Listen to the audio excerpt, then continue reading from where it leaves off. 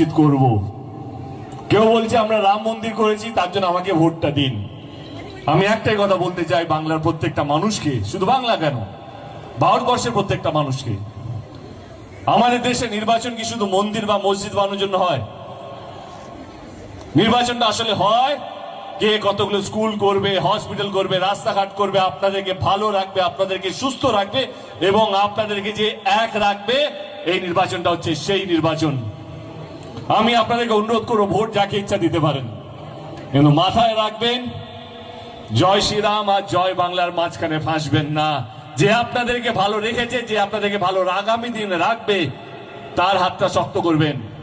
যেই দল আপনাদের পাশে ছিল, যেই দল আপনাদের পাশে আছে এবং যেই দল আপনাদের পাশে থাকবে, তারই জেতা উচিত। যেই দল ধর্ম দেখে কাজ করে সেই দলকে নয়, যাদের কাজটাই ধর্ম সেই দলটাই হাতটা শক্ত করুন। এবং আমি তৃণমূল কংগ্রেসের গত 12 বছরের সাংসদ, আমি এইটুকু আপনাদের কথা দিয়ে বলতে পারি, এইটুকু দায়িত্ব নিয়ে বলতে পারি যে আমাদের দল ধর্ম দেখে কাজ করে না, আমাদের দলের কাজ নিশ্চিত করব।